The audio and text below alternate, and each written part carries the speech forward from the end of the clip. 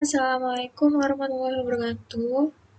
Perkenalkan nama saya Ella Septaloka. Saya dari Pendidikan Matematika kelas 6A. Pada mata kuliah Seminar Pendidikan Matematika, artikel yang saya buat dengan judul Kesulitan yang dialami siswa dalam pembelajaran daring matematika pada masa pandemi COVID-19.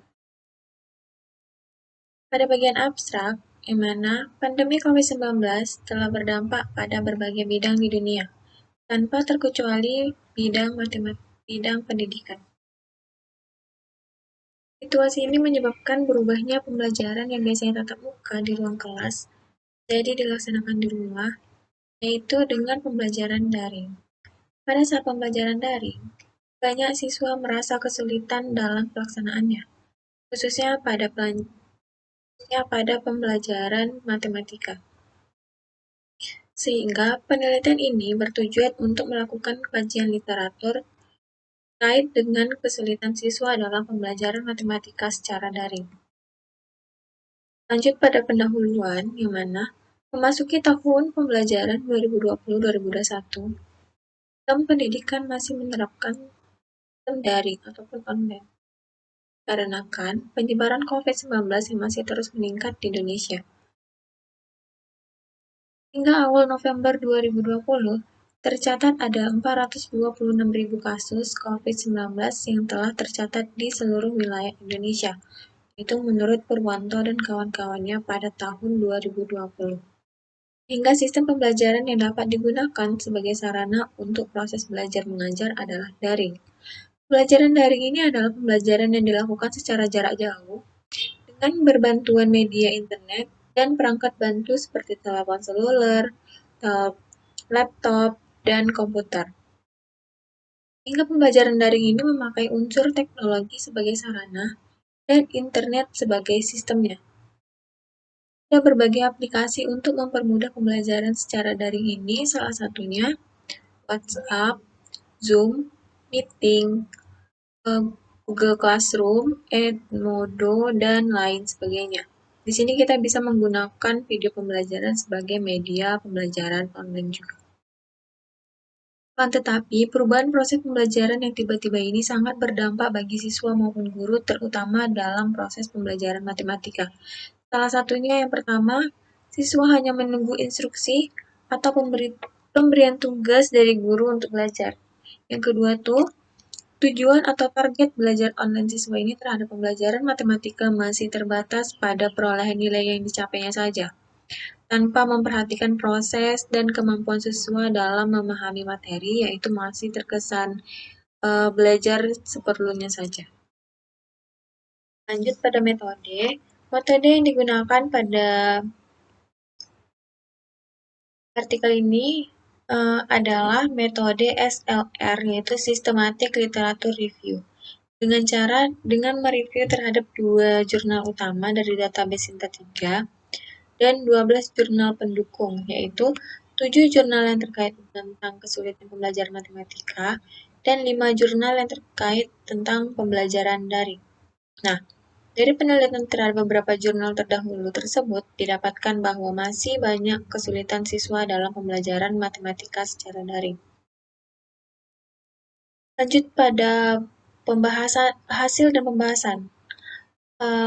Dari beberapa jurnal tersebut, salah satunya Jurnal Utami dan Cahyono tahun 2020, yang mana jurnal tersebut adalah Jurnal Ilmiah Matematika Realistik atau JIMR.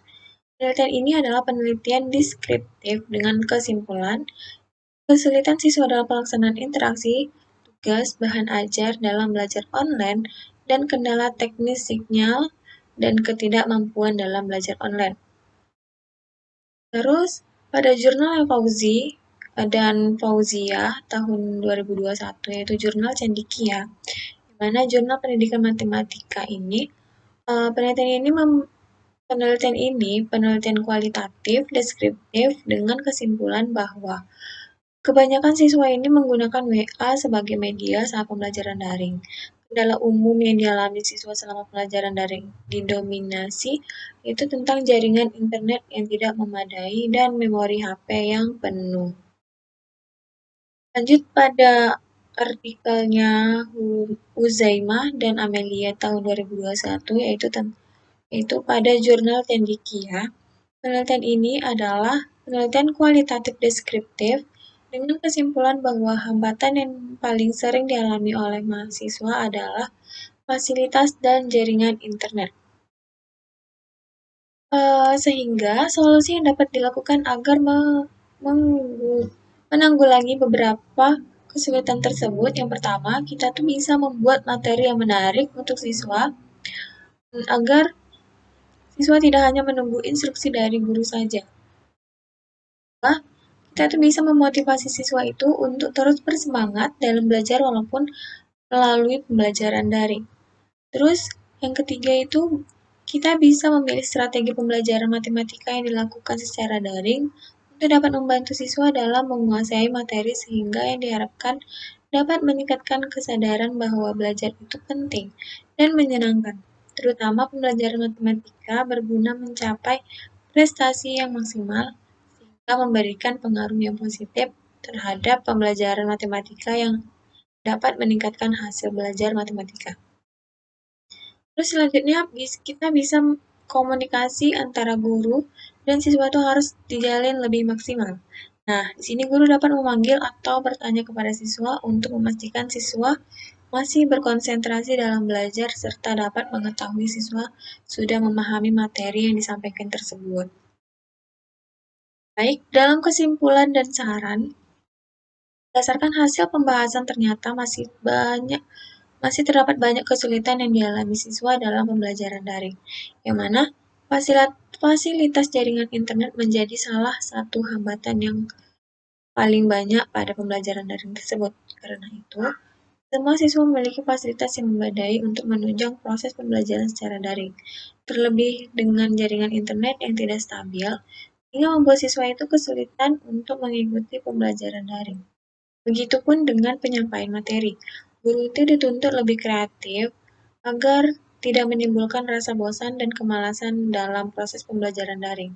Terbatasnya komunikasi siswa dengan guru menyebabkan mereka merasa kesulitan dalam memahami materi.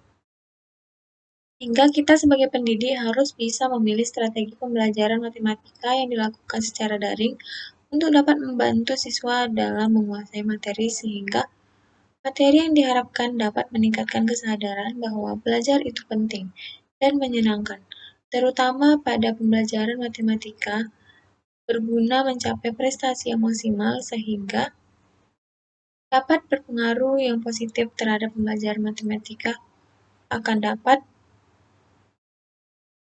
hmm, akan dapat meningkatkan hasil belajar matematika. Baiklah, cukup sekian yang bisa saya sampaikan pada pada mata kuliah seminar matematika tersebut. Semoga apa yang saya sampaikan dapat.